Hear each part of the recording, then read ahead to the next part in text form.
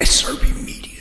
Welcome to My 70s. With me today is one of the two kings of Birmingham of the 70s, and we're going to have a chat about his new book, A Little Is Enough. I'll give you Mr. Brian Little. Good to be back. And this is going to be, we're going to dedicate this, Brian, to young Sophie. She's a little girl who's 10 years of age, who sadly 2 Christmases ago lost her mum. And I think it's awful to lose your parents at any time, but at such a tender age and just before Christmas. Her mum's name was Alison Buggins, so in loving memory we're going to dedicate this show to her, and to all the Aston Villa family, and to Nick Lynch, who's took it upon himself to do some wonderful things for Sophie and to try and put a smile on her face. And it was your birthday, your 65th birthday, yes. Sunday, and Aston Villa put a smile on your face as well, didn't they? Yeah, it was probably more of a worrying day than ever, you know. I mean, I think when I knew people at the club knew it was my birthday, you know, at some stage I was expecting, now, well, they're going to surprise me, or they're just going to keep it. I mean, if the scoreline had been somewhat different at half-time, that the cake might not have come in the room, to be honest. I wasn't sure, you know, but we managed to get 2 quick goals just before half-time. Yeah. And then everybody was feeling a lot better. But yeah, it was a great day for me personally. Over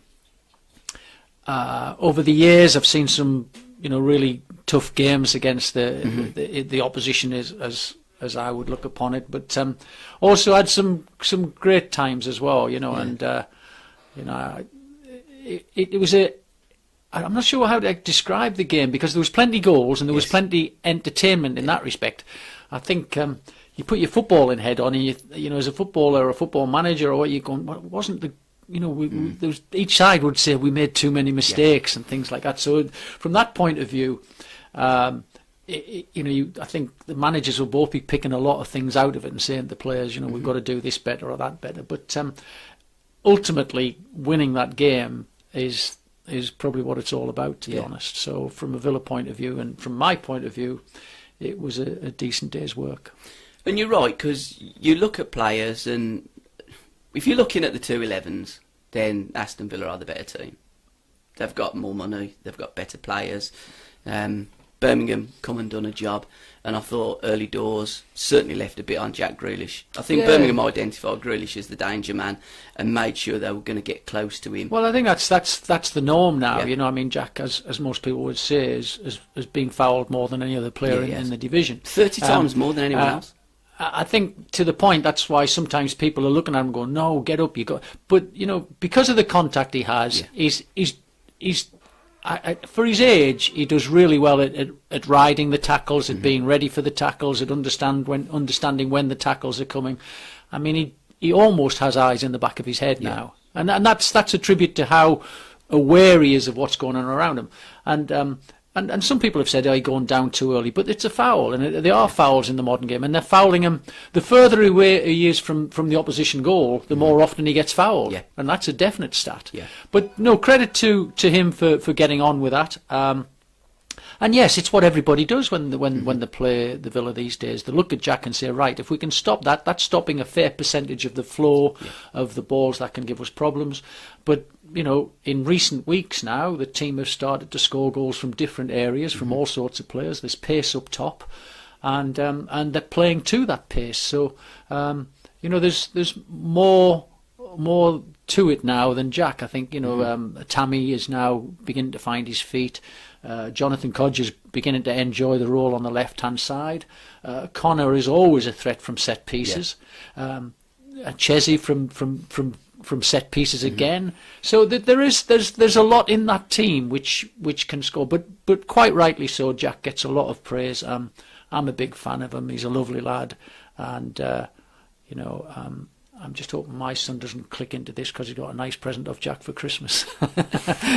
Well, I mean, half of my family are Villa, so I was watching it in my house with my one granddaughter and a Villa kit on, and young Arla, the other granddaughter, who's a Villa supporter. As soon as you say Jack Grealish, she goes, woo, woo. She's one. Yeah. So and I think the way that he plays, he almost plays like a matador when he invites the challenge. and then takes it. Yeah, he has a great ability in the understanding of what the situation is, how tight the situation is, which way to go.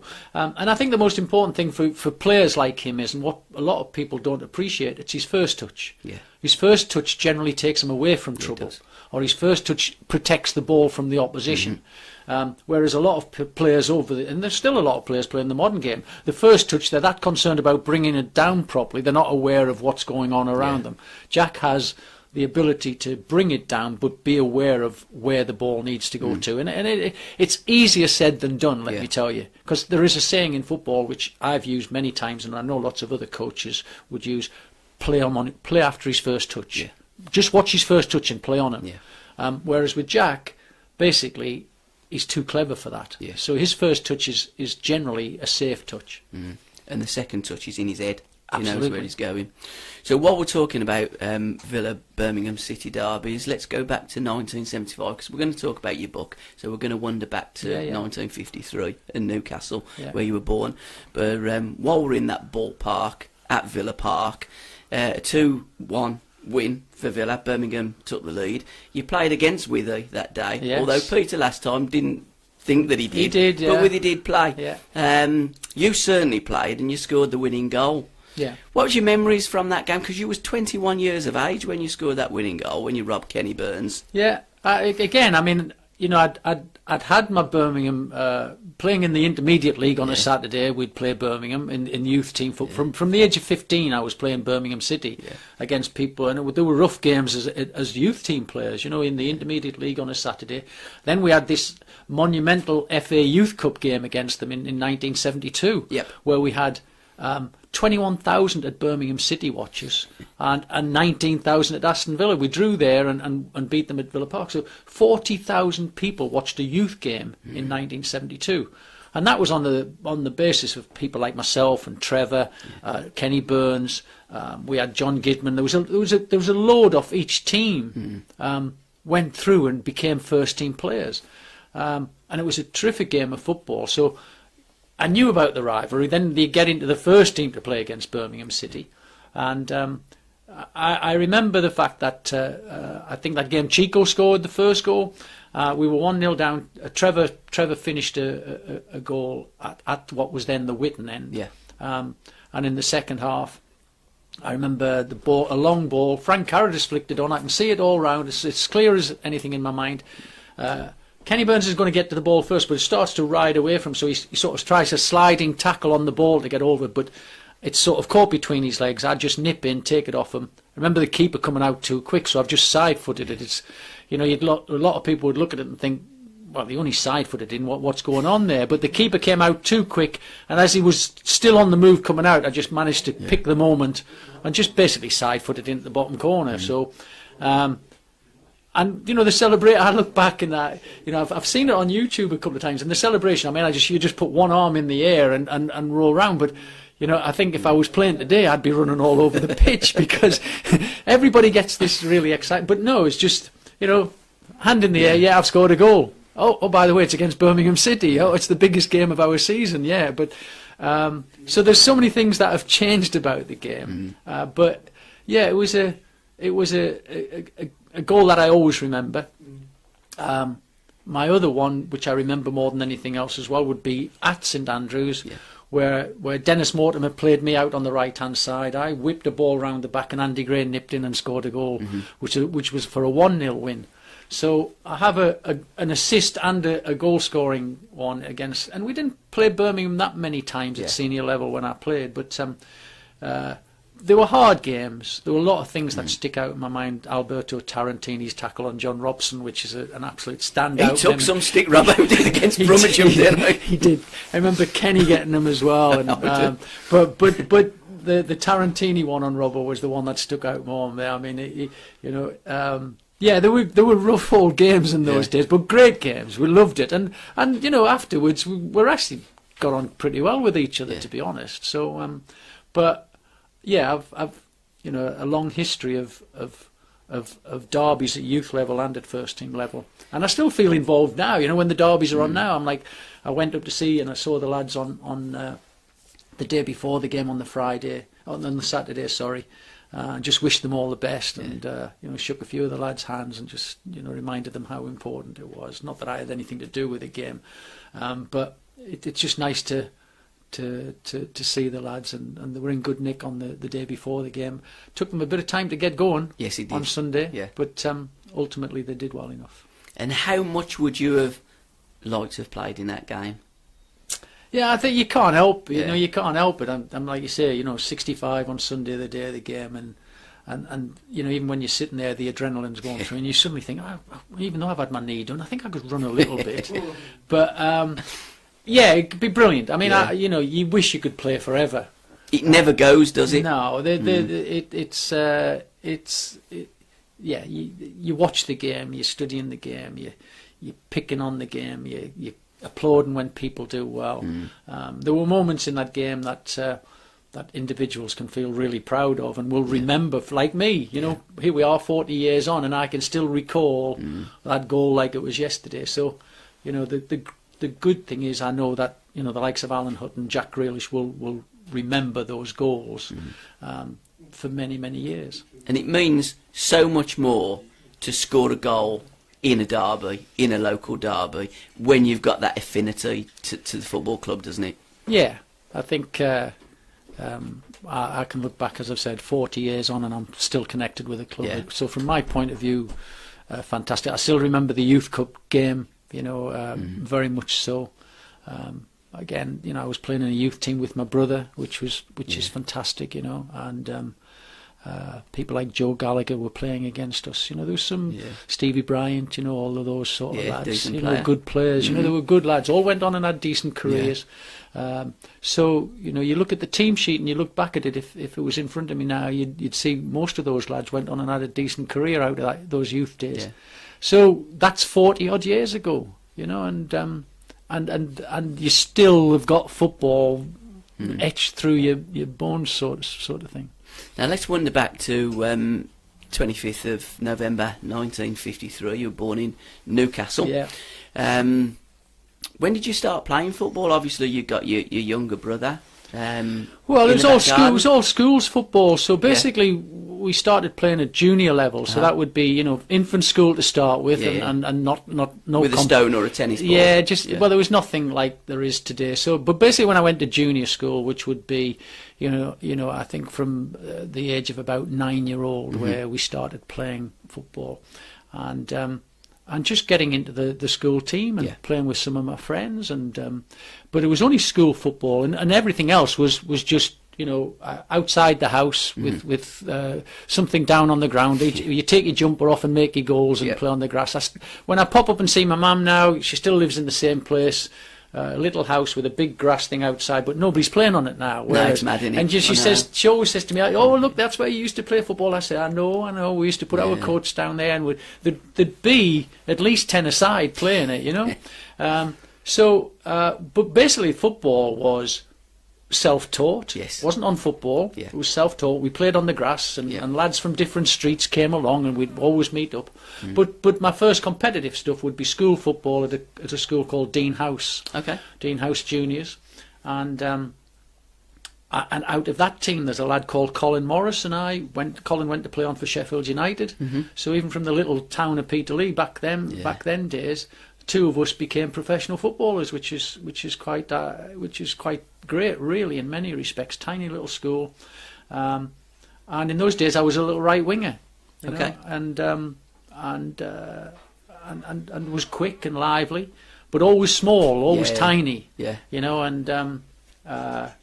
often when we played sort of lads a little bit older. When I went to senior school at the age of 11, I was straight in the under-15 side. Blimey. And I've got some pictures at home where, the 15-year-olds are like men. Yeah. And there I am, a little boy on the end, and people will say, "What are you doing playing with them? You couldn't play with them." The lads almost with beards playing 15, 16. Yeah.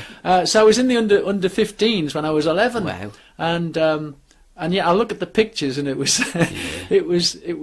it was crazy, really. But that's really when it started kicking in a little bit, and people said, "Oh, you're playing at that age already." And then from the age of 13, I started attracting attention at clubs, my local clubs. Yeah. I went to Port Vale when I was 13 and a half. Okay.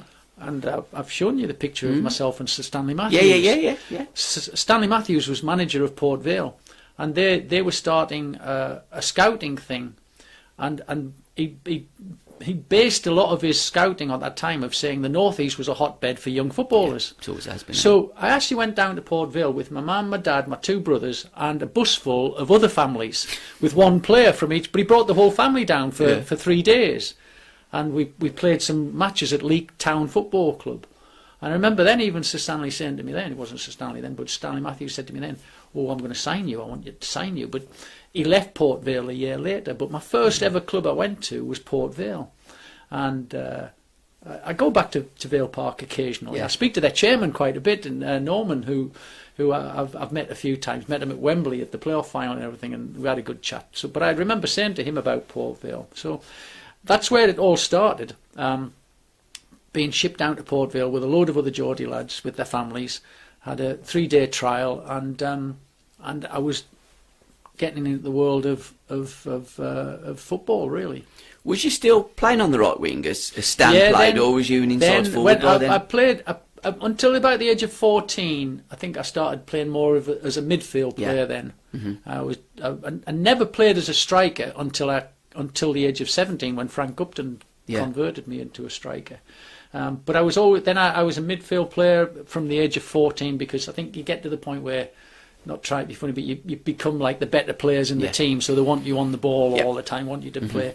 But at 14 to 15, I then started travelling to clubs. People like, I was at Leeds United, Manchester City, Sunderland, Newcastle. I came to West Brom at 14 and a half. I came to Villa after that, which was, and the story to that was, a fellow called Malcolm Musgrove, who was the assistant manager at Aston Villa in the late 60s, played for West Ham, is related to my family. Okay.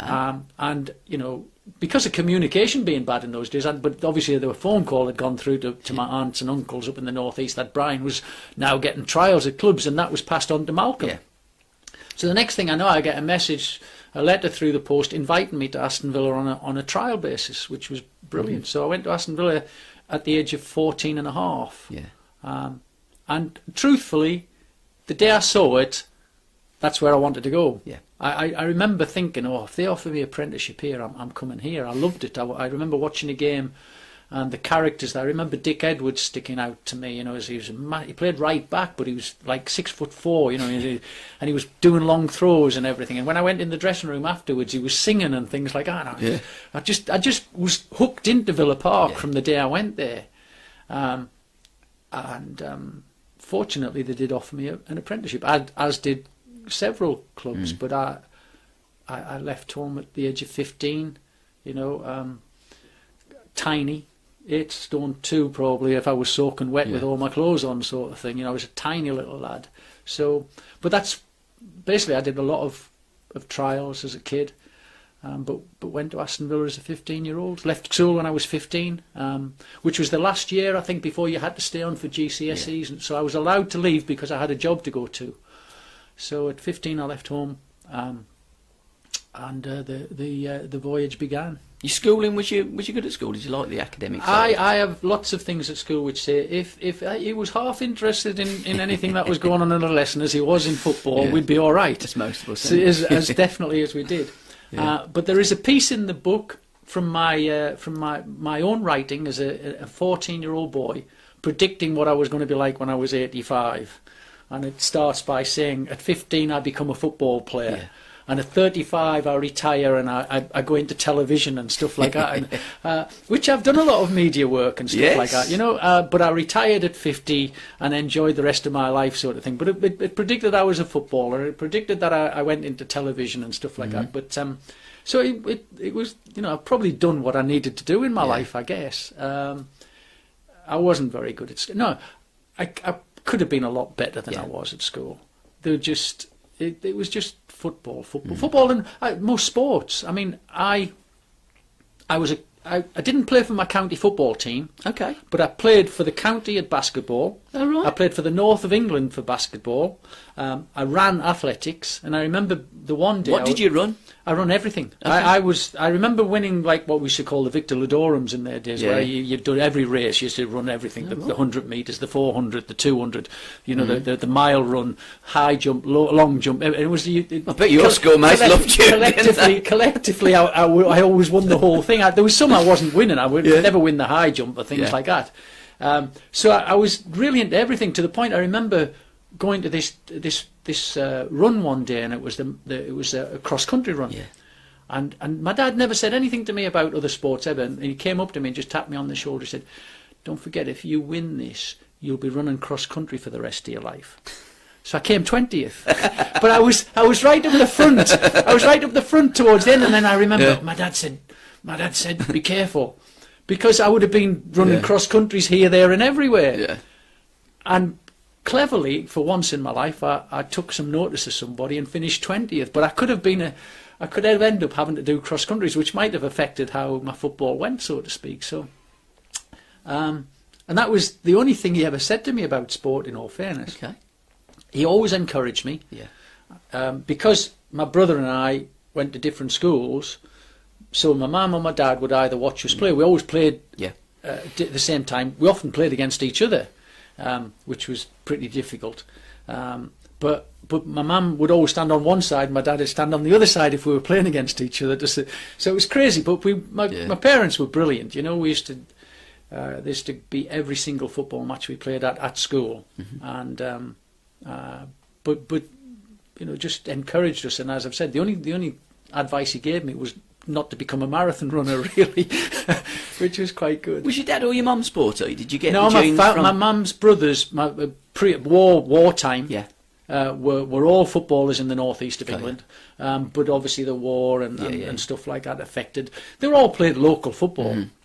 My uncles on my mum's side were all football players, and in the local area like Linemouth and Newbiggin and Ashington, where they're right in the northeast, thick of the northeast. They were like well-known local footballers, but never really went beyond that, you know. Yeah. And Ashington Town, and where, of course, the Charltons. The Charltons, I mean, down the road from Jackie and Bobby and that, absolutely. I mean, the families know each other and things like that. I've met Bobby and Jack on lots of occasions. You know, I even played in a Bobby Charlton select team once, which was a great honour to me, sort of thing. So I've been in his company a few times, but that was later on in life. But that dressing room at Aston Villa, as a 15, 16-year-old boy, you must have learnt an awful lot. Do you know by what? being around them you men. Know, at 15, and I still look back at it now, and it doesn't happen today, but 15, you know, I remember, and I you're right, because I taught myself, there was 3 things I said to myself when I went in, because it was a little bit scary, well, a lot scary, and I taught myself to look, to listen, and to learn. Because there was a lot of things I had to learn from that weren't good. There were an awful lot of... I mean, the dressing room in 1969 for me, as a 15-year-old kid leaving home, the dressing room was a theatre. Yeah. There was something going on in every corner. You know, you'd have Barry Hall, Chico Hamilton and his mate sitting in the far corner having a cigarette with not a care in the world. You know, Barry Hall used to sit with his legs crossed, lighting one cigarette to the other, which I've told people before. And then you'd have the younger ones who were cheeky and doing things and like cutting people's socks up and what have you, but hiding behind a newspaper, you know. But they're actually terrified because they've probably picked on George Curtis, for example, which was the stupidest thing in the world. But they'd pick on George, they'd cut his socks up and hide behind a newspaper, giggling and like, but actually terrified, because he used to come up, get older one, and just pick them up by the ears and hold them against the wall, and they're all laughing, but they're actually thinking, "I'm glad that's not me." The things that went on, and then there was, you know, because football in those days there was no subs for a first team.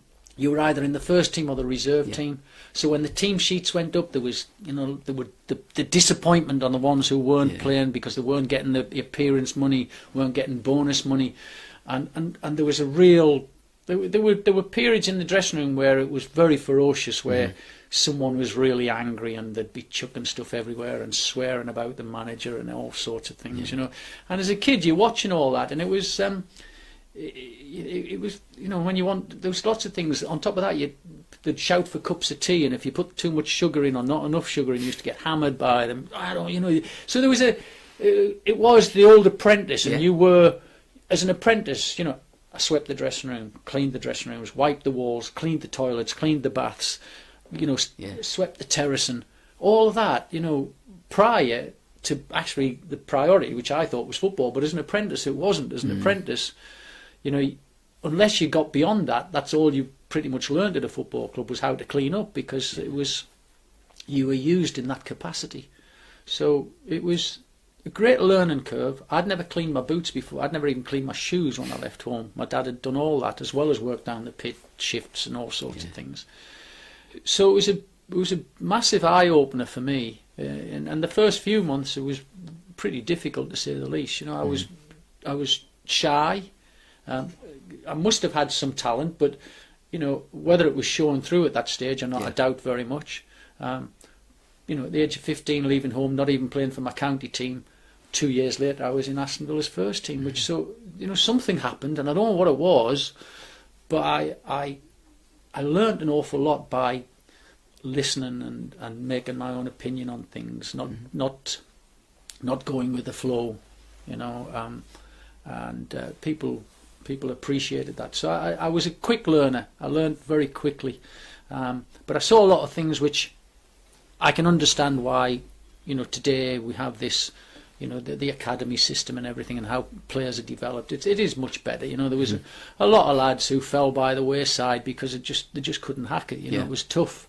It was hard work being an apprentice in the early days. Your debut, it gave you a debut. Was it Tommy or was it Vic? Vic Crow would have given me my debut. Tommy Doherty left within the first season I was there. I think it was probably January time. We were bottom of the league and really struggling. Tommy, I mean, again, I can look back and for whatever reason it didn't work from there. I don't know the whys and wherefores, but there was a lot. As I've said, when I was in the dressing room, you sensed and you felt and you could hear all the things that were going on, and there wasn't a rapport in the dressing room, and it was. Not that I understood it, but and I didn't know whether it was the norm or not by then. But there was a lot of unhappiness around the first 6-8 months of me being there. The first team, I remember them beating Huddersfield 4-1, and I still remember that game because I think it was around the October time, and everyone thank God we're back now, we can play, but they weren't, and the team just continued to struggle and struggle and struggle. And there was lots of fallouts. I can remember. I could hear fallouts going on around me. And Tommy and Arthur had a lot of trouble with the players, as did the players with the two management staff. So that was. And one of the things when they left in the January, it was a massive change for me because Graham Leggett, who was the youth coach, left as well, and in came a fella called Frank Upton, who genuinely was probably one of the major reasons I got on as much as I did. Frank, after 2 weeks, said to me, "You're not a midfield player. You're not a wide player. You're a striker. Because when we play training, you finish easy. You stick the ball in the corner better than anyone else. And yes, you can pass, and yes, you can do this. But you're quick, you're nimble. You're not strong yet, but you're going to be a striker." And he put me up front and changed my whole. Within 12 months or so, I was like knocking on the door of the first team, really. Your debut, who was it against? Torquay United. My full debut was Torquay. Yeah. I came on as a sub against Blackburn Rovers in the October of 71. We were winning 4-1, and I'd travelled with the first team quite a few times even by then. So I went on as a sub in that 4-1 game. But then the rest of that season was concentrating on with the youth team trying to win the FA Youth Cup because we had a great run. And when we'd won the Youth Cup, I got my full debut at the end of the season against Torquay, where we won 5-1. And I scored in that game, which was great. You also scored a hat-trick, I think, against Oldham. Yes. But you also missed a penalty when you tried to nutmeg the goalkeeper. Yes. By then, that was something within your character. You were different. By then, I had developed this unbelievable sort of stubbornness character who liked to show off. I don't know if I showed off. I just did things that seemed to me to be. Different. The ball come to me, and if I was watching the bounce, I don't know how. I mean, I can't do it with my knees now, but it would bounce, and I could flick it over my head while I was running. And people often say, lads, I was speaking to someone even 2 weeks ago, who straight away said, "Oh, I used to love the way you flicked the ball over your head." And I went, "Yeah, that's just the sort of thing that I did." And I didn't really think of it as showing off. It just was a way of me. So I developed this, I think, through Frank. I mean, and playing up front and scoring goals and dribbling people and being allowed to do the things that as a winger that I was in a dangerous area. There was lots of things that just clicked into place for me, and I was getting stronger. You know, I was growing up a little bit. But my hat trick and things like that were, and the penalty. I mean, it's a great story because, you know, I'd scored 2. It's pretty much the last kick of the first half, and there's a penalty, and I'm taking it, and everybody's going, "No, you're not," and I'm going, "Yes, I am, I'm taking it." And then I can hear Ron Saunders on the sideline. I can hear him going, "Don't!" He's screaming, "Not him! He's not taking it! Get the ball off him!" And they're all saying, "No, you can't take it. You'll get slaughtered or whatever." Even if I'd scored, he was going to slaughter me. Yeah. But I thought, and I was being really clever by then. And you know, when you see people chip goalkeepers and that now, well, it's like the norm, isn't it? Yeah, like, Panenka done it first, 76, yeah. I genuinely tried to nutmeg the goalkeeper. And I thought, he'll move, because generally they jump in the air, and I thought, when he jumps in the air, I'll just stick it through his legs. Yeah. But it didn't happen. He saved it, and he was just waiting for me. Ron just waited for me the whole time. And he just the half time was just 15 minutes of me just getting pummeled by him, which was, I understand. I mean, having gone into management now, I can understand it. I mean, I remember Yorkie taking a penalty at Sheffield United later on in my career, but he scored, but he chipped the goalkeeper, you know, and I'm like going, when he's going, I'm going, no, but he scored, but it worked. But so, but Ron definitely, you know, I mean, he hammered me. But at the same time, I went out second half, got the hat trick, we won 6-0, and I don't know. I don't know how. I mean, I just don't know how to describe it. But that was me, and I was never allowed to take a penalty after that. The lads wouldn't let me take a penalty after that. But I continued to do things in a game which, you know, were just. You felt you had to do things. It was an era. I mean, I used to watch it, you know, Stan Bowles and people, George Best and all those people, and I wanted to be like them. You know, I wanted to be that type of a player, and it was just relevant to that era, wasn't it? Really, you know, the most teams had like a. I'm not calling myself a maverick because I wasn't a maverick. But you kind of were. I want on the football field. Off the football field, no, definitely not. Without a doubt. Even though I had long hair and wore long shorts and socks down, that wasn't my real personality. I was quite a thoughtful, caring, thinking type of a person. Yeah. But this image of on the football field, it was licensed to do things that, you know, people like the Stan Bowles and that did, and people like that who I really looked at and thought, oh, that's great. I want to do that, you know, and I could do it. So, and I think Ron Saunders, in a way, even though he used to pretend, no, I don't say pretend, but I think if you ask Tony Morley, Gary Shaw, Ron's way of dealing with those type of players was to really make it difficult for them. Yeah. He felt by not encouraging them, by criticising them, that actually brought the best out of them. Yeah. That was his method, and I can understand that now. I couldn't understand it at the time. But Tony Morley, I think Tony got more stick than I did. You know, but deep down he probably thought, well, I've got to give him stick because it makes him play better. And that was the way he was, and I never understood it while I was a player. But he'd often call me in, and I'd sit in his room with him, and he'd actually look at me and go, I'd love to punch you. And so I'd look back and I'd say, well, if it makes you feel better, boss, just punch me. If it makes you Which feel was better. The wrong answer, wasn't it, really? But that used to wind him up as well, you see. So we had this. It was a. You know, I think deep down, both of us sort of just walk out and laugh. Yeah. And you know, but we did. We clashed every single day, without a doubt. So, but I look back and when I became a manager later on. Not that there were certain things about training and how he set his team up that I really inherited from him. but I couldn't be like him. Yeah. No way. He loved to ruffle feathers and things like that. Again, being a player, it's so different to being a manager, Yes, isn't it? absolutely. You've got to get performances out of players. So some you put your arms around, some you're going to hammer. Everybody's got different characters. Yeah, haven't and in the 70s, it was a period where the manager was king. they? Yeah. He was the king of the football club. Mm-hmm. Whatever went on at that football club, Yeah. nothing went on without him being involved in it. Yeah. And Ron was one of those people who nothing went on without him Yeah. giving the okay to it, on and off the field, at Villa Park, in the commercials, anything and everything. He had to have a final say in everything. So, they were powerful people. And when you spoke to them, what they said would generally happen. It wasn't a case of I'll speak to the chairman, or I'll go and see the chief executive, or we'll do the. You got an answer there and then. And if he gave you a rollicking, you were getting a rollicking. And if he said you were getting fined, you were getting fined. Whatever. And if you were run up a hill, you were running up a hill.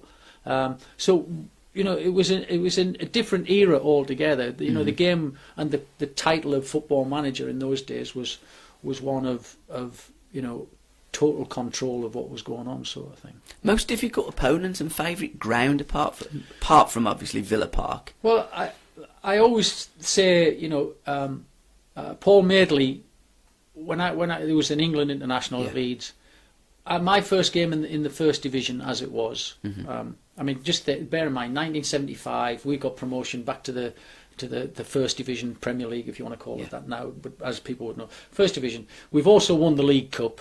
I've played exceptionally well all season. I've just scored something like 25 goals from Christmas till the end of the season. Yeah. My first game, I've just played for England. My first game for Aston Villa in the Division 1 is the great Leeds United team with Browne and everyone. And Paul Madeley marked me. I went home and cried. Yeah. I could never got a kick.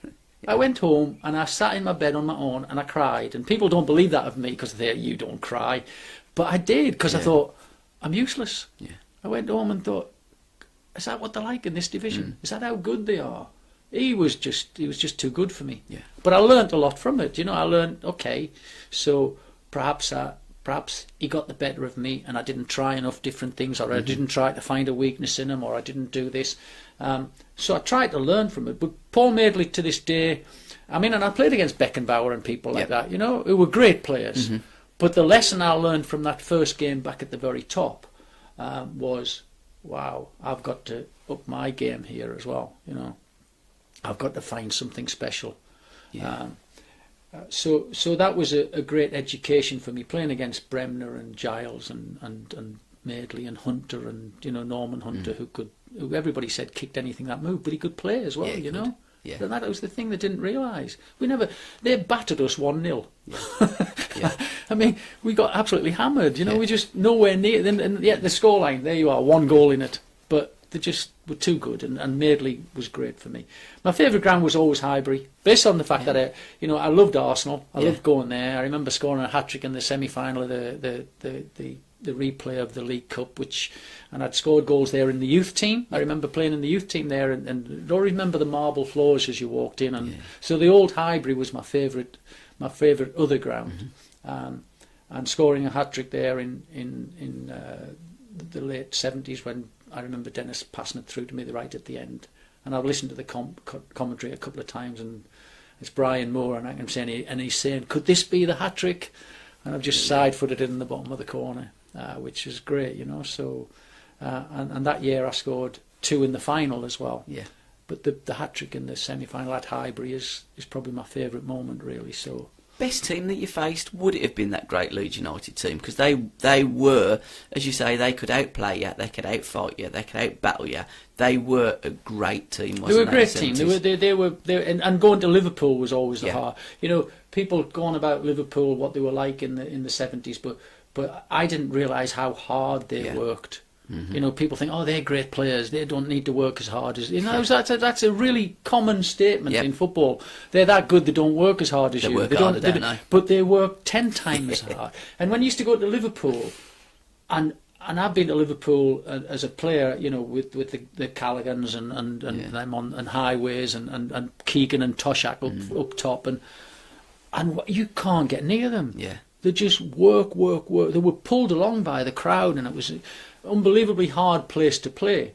But in terms of that and talent, I always remember we went on a pre-season tour of Yugoslavia, and we played a team called Hajduk Split. Yeah.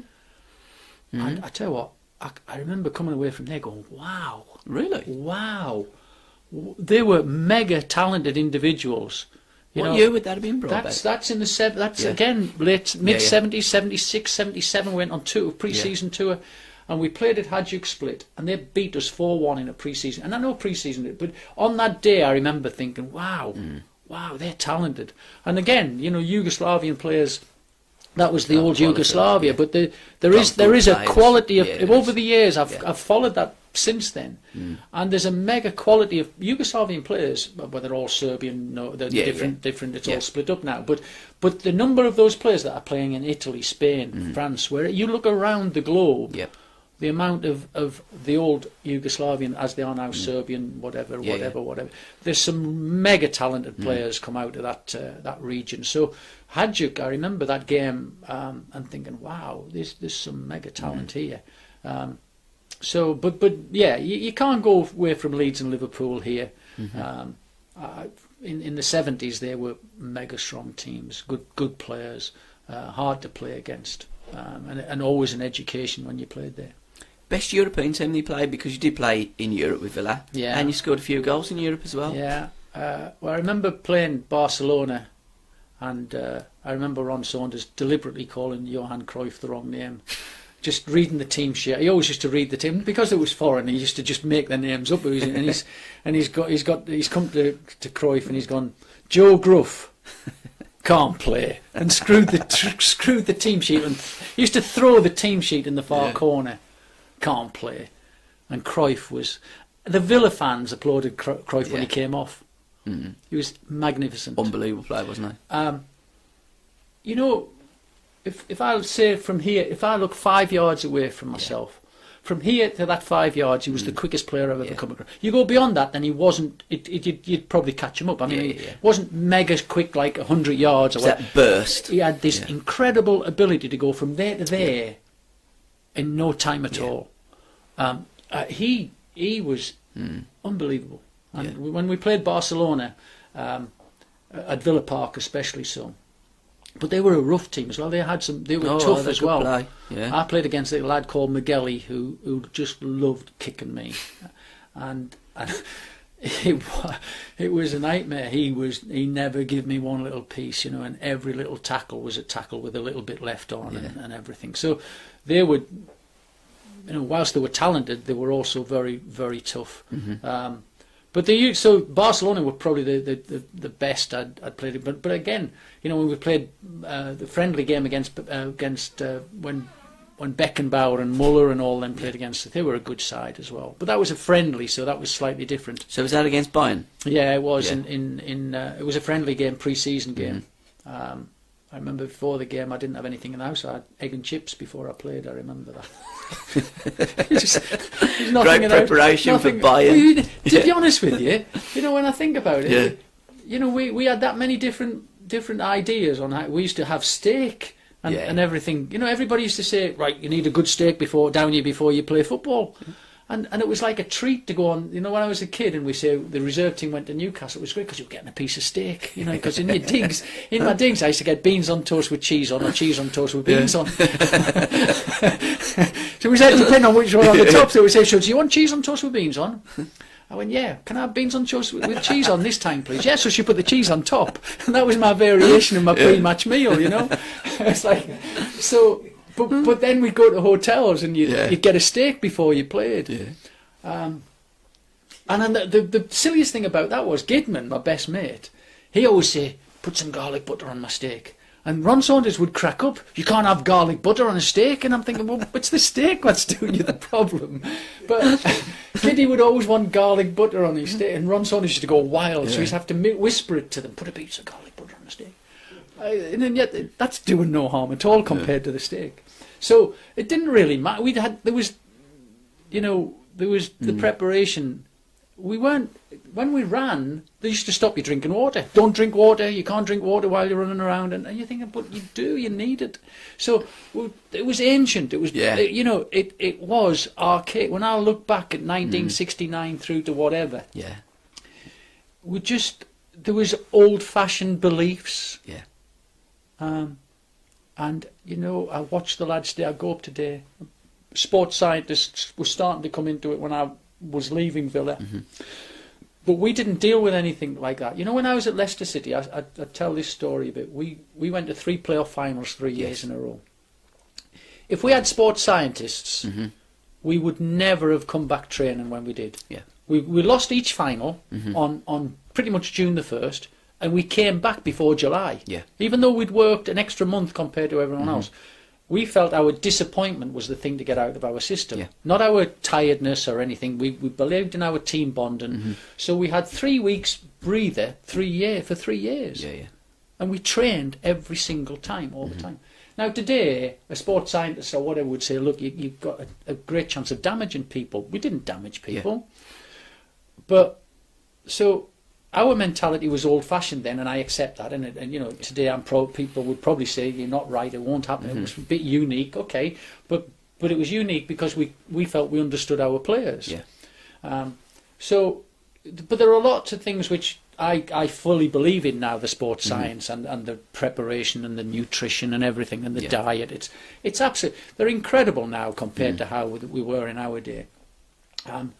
But no, food in going back in the 70s, you just ate what you pretty much could have, and pasta what's pasta? We don't know. Pasta, oh, that's awful. But anything like that, we just didn't understand. Yeah. We weren't of that. It wasn't in the build up at all. It was very naive and massively naive, massively. As I've said, a lack of understanding. Yeah, but team bonding sessions were generally organised by the management to say, go out and have a few beers together. That was that. Then they felt that was the right thing. Yeah. I remember when I first went to Aston Villa, they used to have a raw egg and a Guinness on a Friday. They used to have it as well. A raw egg followed by a Guinness. And I'm thinking, I'm 15, and I'm thinking, what are they doing that for? So, there's so many archaic things that I've seen in my life in football that I can move with the times and understand the times today, and I'm fully appreciative of it. But there was old-fashioned things, and I've seen a lot of those old-fashioned things in my lifestyle, so in my lifetime. But having egg and chips before you played wasn't really anything unusual back in the 70s. 77 was a great year for you. You won the League Cup. You'd won the League Cup in 75, of course. Yes. You got to the League Cup final in 71, although you were still a kid. You was only 17 back then. But 77 was Browne Little's final, wasn't it?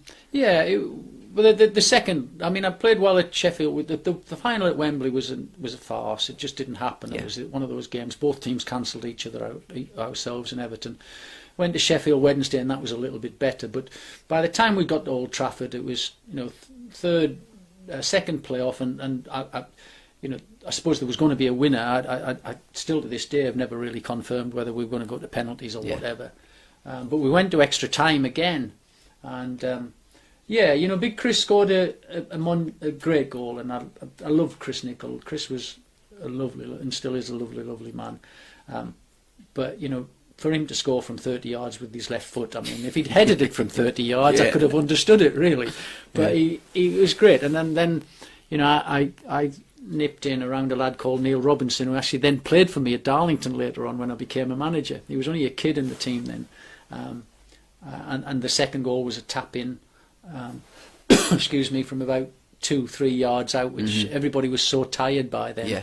And it was the end of a year where I'd, like you say, hat-tricks in the semi-final. My brother had played in the League Cup with me that year. He played at Hartlepool. He'd scored a goal at Colchester, so he was part of the. He really was part of the group that actually got there, which is a great thing for us both. So that year and that League Cup run is very close to me, because on my birthday, we played at Hartlepool and I scored 2 up at Hartlepool, where first time my mum and dad really had seen me play. Couldn't really travel down to the Midlands. I very rarely did. But I played up there with my brother in the team and scored 2. Alan scored at Colchester, which was brilliant. The semi-final, I scored in the semi-final. So there was some great times. You know, it was a brilliant era for the 70s. I loved it. I loved the group. And again, you know, people had this image of me, but you know, when we won the final in '77, I sat at the front of the bus, just sitting there. I wasn't a very good traveller, and I didn't like travel, but everybody was drinking and champagne and enjoying it. Ron Saunders was handing his cigars out and things like that. And I can't stand the smoke, you know. I can't be in a room where there's smoke. So, you know, there was the other side of me which was always there, which some people saw, you know, like more of a thoughtful person. Mm-hmm. I've won a game, and I wanted to remember it. I wanted to be able to think about it, and I did think about it. Whereas the rest of the lads were just sitting there drinking champagne and being daft, you know. And I sort of cut off from that, and I don't know where that side came from, but I didn't mind a night out with John Gidman, I think, but I've never been a group night out person. Yes. You know, me and Giddy used to sneak out. we got into trouble a few times, but I preferred sneaking out than doing it when you were supposed to. You know, when you were supposed to, I would go, I'm not doing that. But no, it was great. But I've always been that more of a. I'm not secret. I'm private. Yes. I'm not a secret person, but I'm very private about, you know, how I do things or how I didn't do things. In the 70s, any songs that bring back memories? Maggie May. Oh, okay. 1972. Yeah. FA Youth Cup final. All through the FA Youth Cup run. Yeah. Giddy and I a typical pair of us, you know, used to run out singing Maggie May. Yeah. Absolute Rod Stewart, absolute certainty. Big fan of Rod. Well, that song, great song. Yeah, I mean, I like Free and Black Sabbath and Deep Purple and Led Zeppelin and all that sort of thing. Bit like Kenny, a bit with Kenny I'm likes a that. massive Free. I mean, Paul Rodgers, the lead singer. Paul Rodgers he's got one of the best voices I've ever heard, and he's always been like a hero of mine. But I like the Moody Blues, and that's also I could go the other way. But music was, I like to listen to music, but not. Pretty much my own sort. I mean, wherever I'm in the house, nobody listens to my music. You know. What would Browne have on in his house at the moment? Then I would, if I was listening to a song, I'd probably put something like "Stairway to Heaven" on or something like that. You know, just something very rocky. Yeah. All Right Now, I love that song. Mm-hmm. You know, I like Free. Yeah. I think they were probably my favourite of all of them. So, but I like that type of. But then, on the other hand, I could often then switch over and go completely the other way and listen to James Taylor. Yeah. So, but more of a rock type stuff in the 70s, mm-hmm.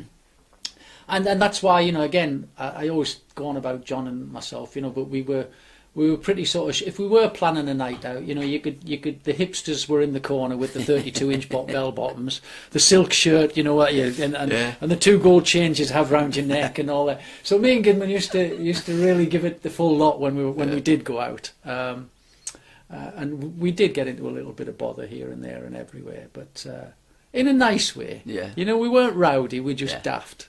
Mm. If you could replay one game. As a player or a manager, what game would it be and why? Player or as a manager? Yeah. Well, that's tough because of the fact that when I went into management, I probably had a fair amount of success. You know, I've been promoted with Darlington. You did, I won 2 championships with Darlington. Yeah. Leicester 3 at playoff finals. Villa my League Cup final, and then I've played in League Cup finals and things like that in the past. So it is a hard one. Because there's 2 or 3 that are very significant to me in terms of being at Darlington as a young manager, winning the GM Vauxhall Conference as it was in them days, and we went to Welling, and we needed to win, and we won 1-0, and a lad called Gary Coatsworth scored the goal. For me, it's a massively iconic game for me, because I'd had a caretaker role at Wolves, which I got the sack from. when I first went to Darlington, in the first 2 months, I took over towards it, and they got relegated to the conference. So I had to do well. If I hadn't won the conference, I probably wouldn't have gone on to do anything. So that's a game which means a lot to me. Winning at Welling.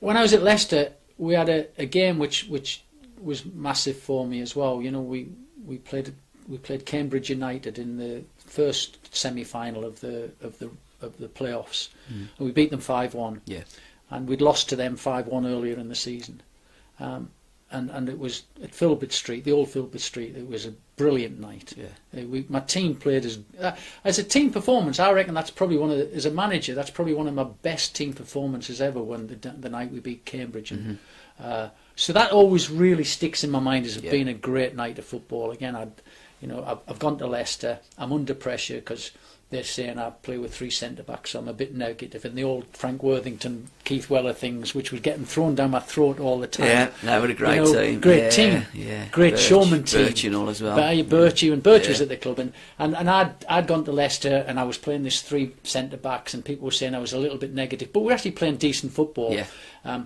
But to get to a final in my first season at Leicester took a lot of that. Yeah, you're not the Keith. Where's Keith Weller? Where's Frank? Who's our Frank Worthington? They were really obsessed with that era. Yeah, and so that was a massive thing for me. But the top of the lot must be my managing Villa to the League Cup final. Yeah, because of that 15 year, I still see myself as this 15. I can still see me as a 15-year-old walking down the first steps into Villa Park. Yeah, with a lad called Roy Stark, who was in digs with me, who was the captain of the youth team, who was the same age as me. But I thought he was a man and I was a little boy. And Roy looked after me for the first year. Roy was brilliant to me, Starkey. And he was the captain of the youth team when we got... But walking down, catching the bus from my digs to Villa Park the first morning, when the landlady said, right, you've got to walk 2 miles down the road and the bus stops over there, just catch the number 7 and you'll be at Villa Park. No guidance, nobody picking us up, nobody taking us there, and I'm 15. Yeah. And Roy, like at 15, was like a man. Come on, off we go, and he took me there. So I still see that 15-year-old boy going to Villa Park, and then I see myself at 41 going back as a manager, and then I see myself winning the League Cup, finishing 4th in the Premier League, getting to the semi-final of the FA Cup in one season. Yeah. I mean, it's just, I can't.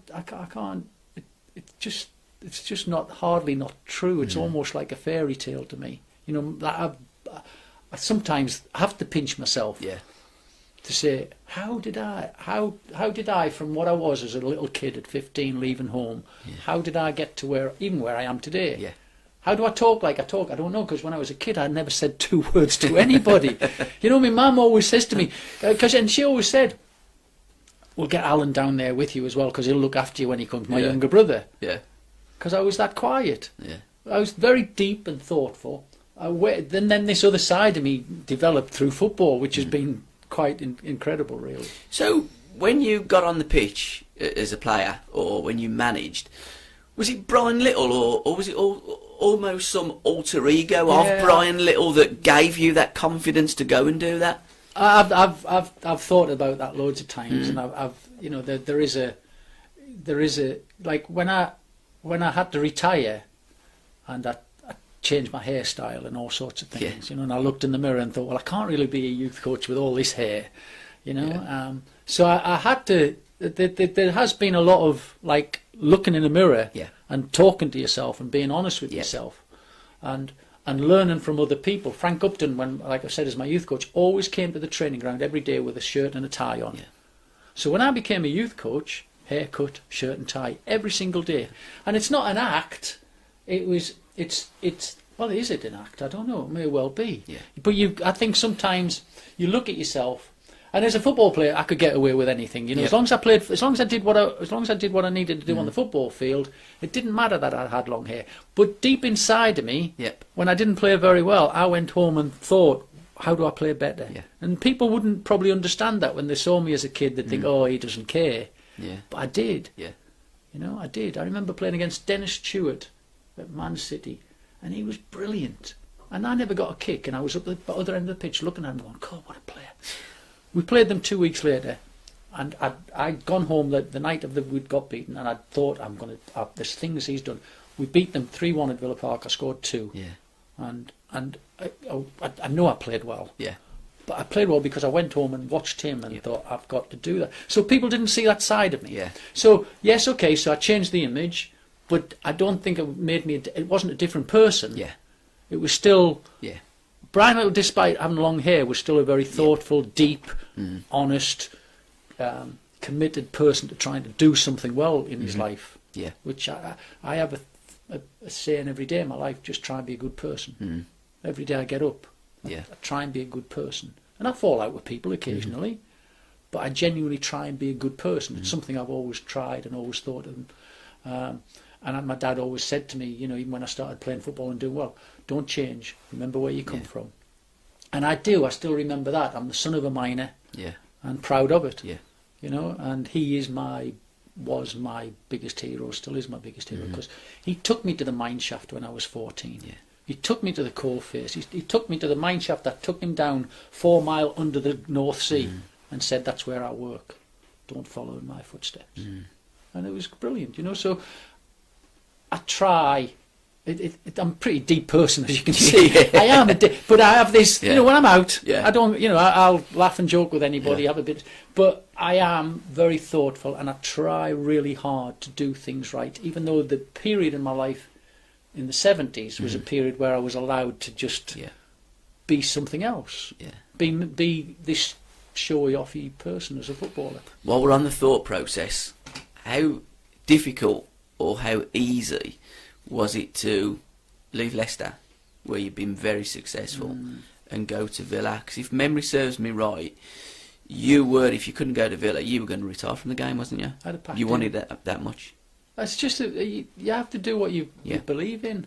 I mean, the number of times I knocked on Ron Saunders' door and said, I'm not doing that. And he'd say, you are, and I'm saying, I'm not. He'd say, but the session is carrying Frank Carradus up a hill. And I'd go, I'm not doing it. And I wouldn't do it. I wouldn't do it. I'd say to him, there's no logic in me carrying somebody up a hill, and I'm not doing it.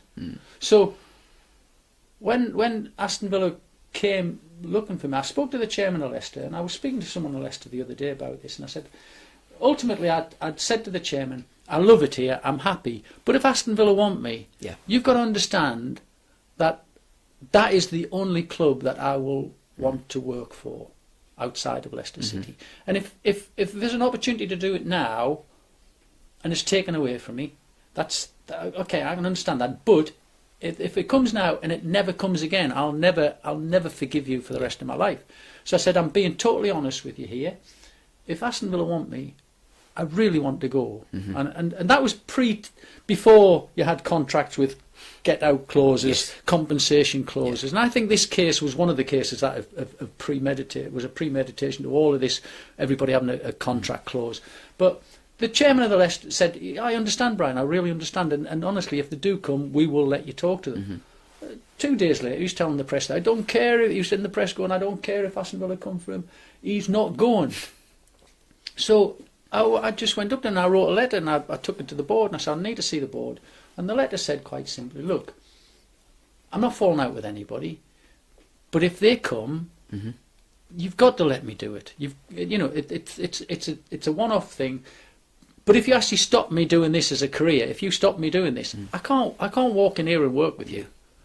So I'll just pack in.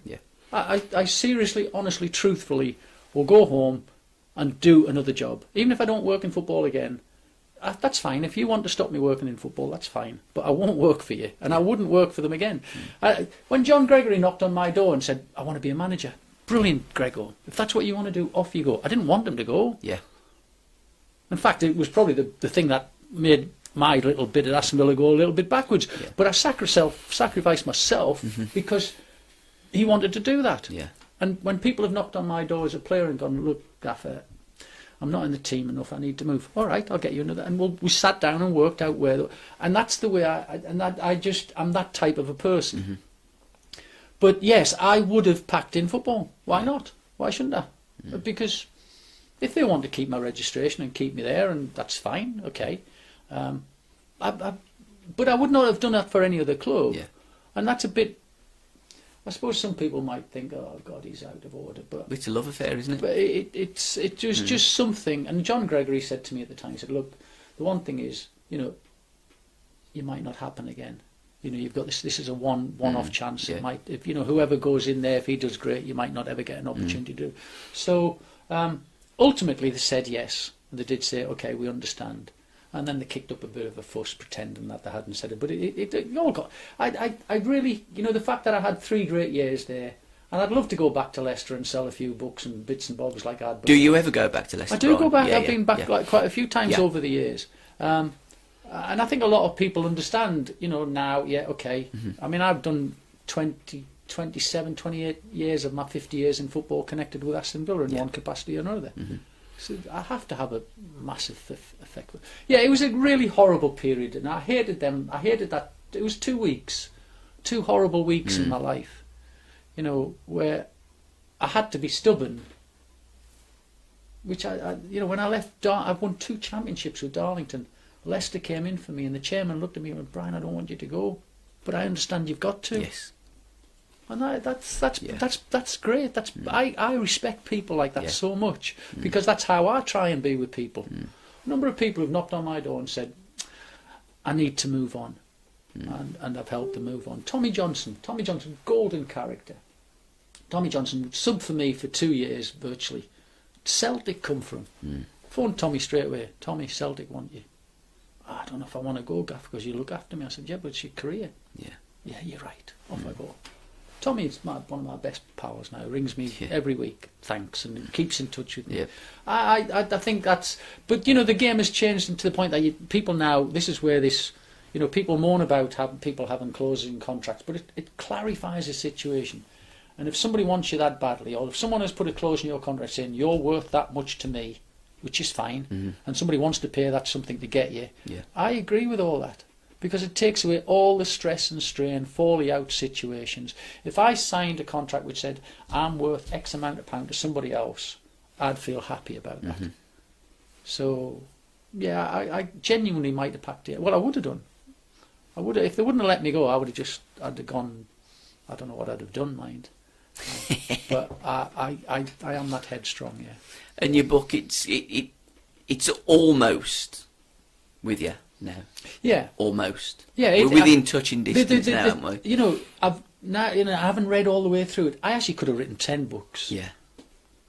How did you write it and leave things out? There must have been stuff that you wanted.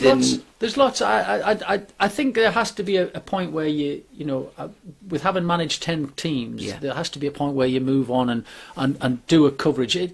Predominantly Aston Villa feature in it. Yeah, it must have, because of my 15-year-old leaving home, and it's pretty much a 50 years of football. It is pretty much this young kid leaving home, being stuck on a train at Durham Station on his own, and waving goodbye to your mum and dad, and going somewhere where a year earlier you didn't know where Aston was. You didn't know where Aston Villa was. No telephones, no nothing, no real communication. So it's the story of a little 15-year-old kid who went on a journey, and at 65 is still involved with Aston Villa, and I've done far more than I ever thought I would do when I left. And I try and explain, as I've been explaining to you now, there are lots of things about me that didn't come out, but come out in the book. I think it's, my character, what I'm thinking, what I'm trying, my philosophy around the game comes into my philosophy about myself.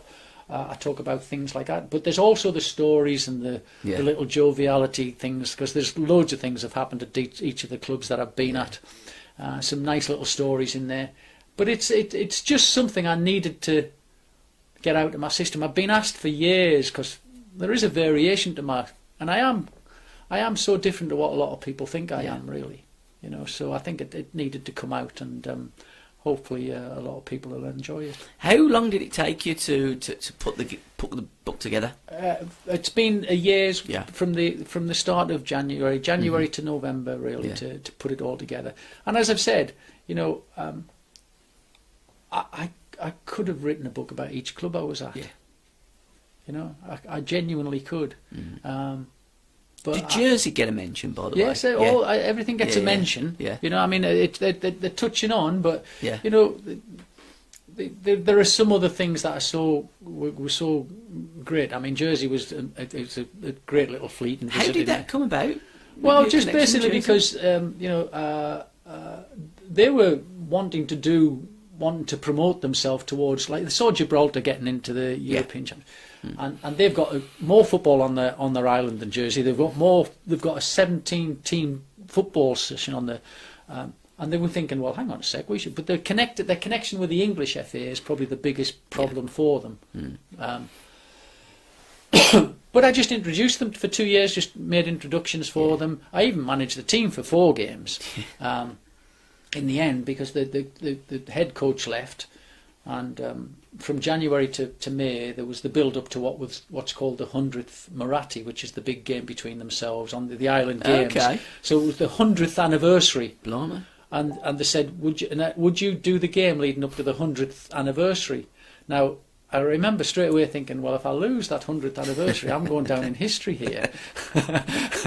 But I actually won the game against Guernsey, who were actually full-time. Guernsey actually play in one of the English leagues. Okay. They play full-time in one of the English Southern leagues. Oh, I didn't know that. Whereas Jersey are just a representative team, but they play in their own league. And now I've introduced them to certain teams, and the Leicester go over now and things like that.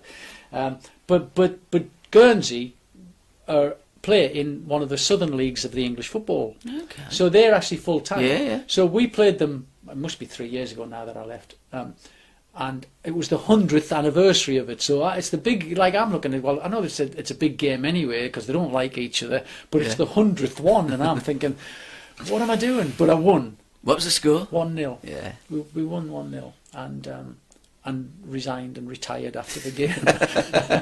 I think 1 or 2. To be honest, there was a couple of the lads went, "Why don't we have someone from the island doing this?" And I went, "You're right. Yeah, you're right. You should have someone from the island." Yeah, get Graham Lasso. But it never.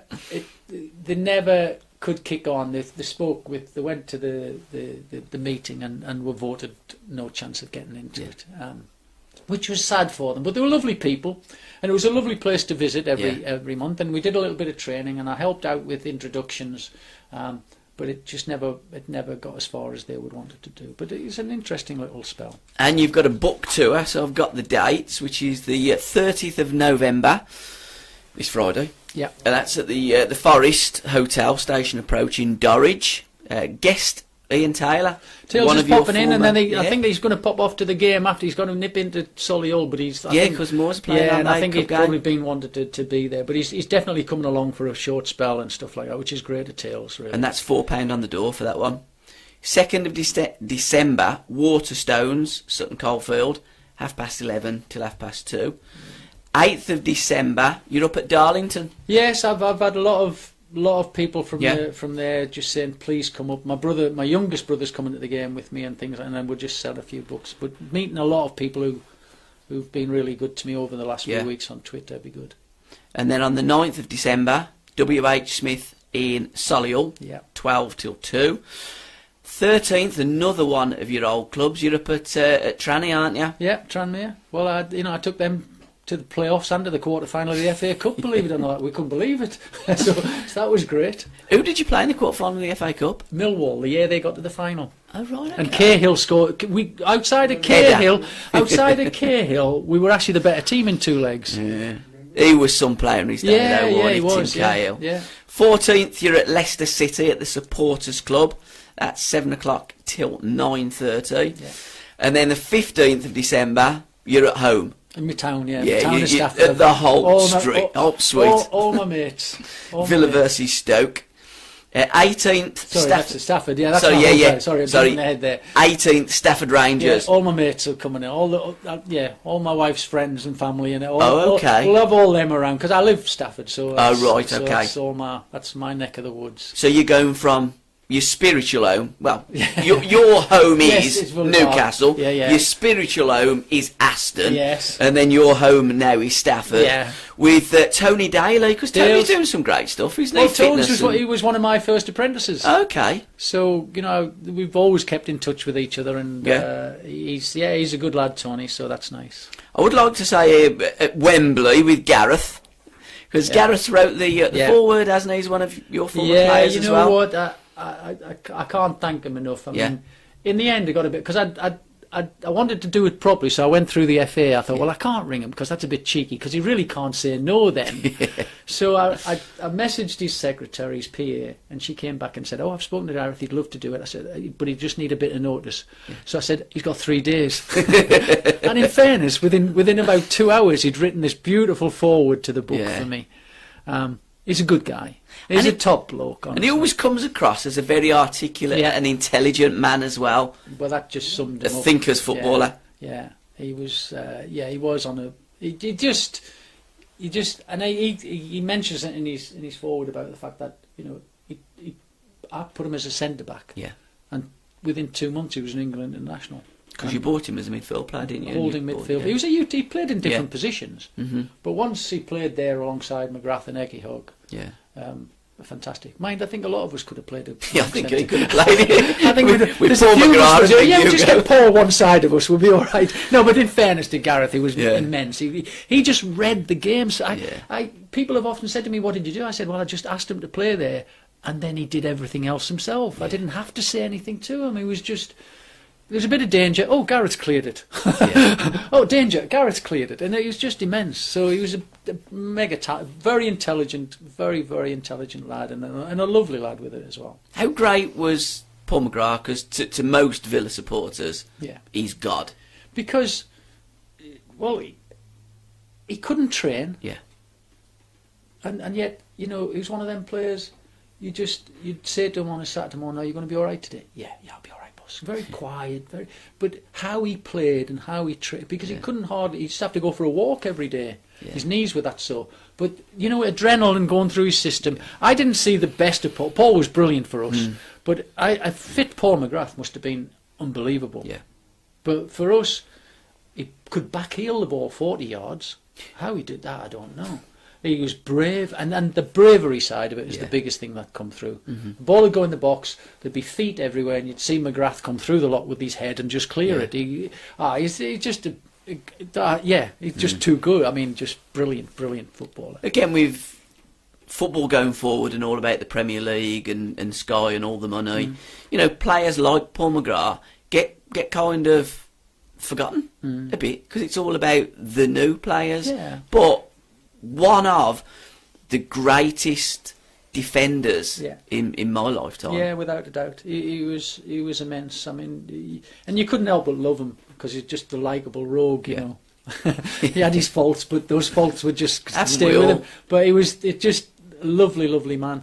A lovely man. And then on the 22nd of December, Hull City, another one of your former clubs. Yeah, I've got a lot of friends in Hull. I worked at Hull in an administration time and took them to the playoffs, and I actually dug the first piece of grass to the new ground. Oh right. Yeah, so I remember then thinking, oh, I'm going to have a nice new ground here. Yeah. But it never quite ended that way. But no, I've a lot of friends at Hull, because I worked in the period where they were in administration, and we still got into the playoffs despite being in administration all season. So it was a period that was, kept the club going really. And a lot of people appreciated that. Now at the Feethams, when you're up there at Darlow, they used to have a problem with the pitch getting waterlogged. And I remember watching it, I think on Football Focus, the one Saturday, where the groundsman had bought in these special type of worms, but he got the wrong worms, and the worms didn't go in and done the job. So he drowned about 1 million worms on the football pitch. So that a right big... You wasn't the manager in them days, was you, Brian? One of my favourite memories of Feethams is because of the weather up there, and you would get a lot of snow. Yeah. We used to just ring the army base,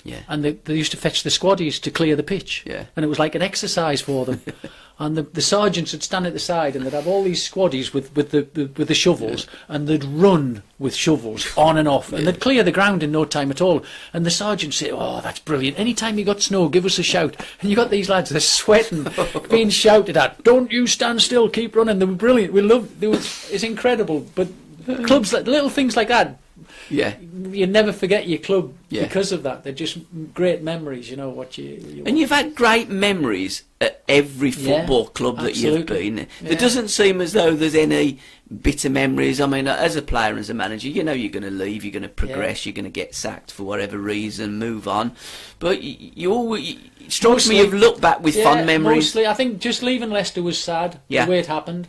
And the other one would be Wrexham, that it didn't quite work for me as well. But outside of that, you know, everywhere I've been, I've done reasonably well. And then on the 23rd of December at the Aston Tavern, so that's just before Christmas, 4:45 to 6:45. Yeah.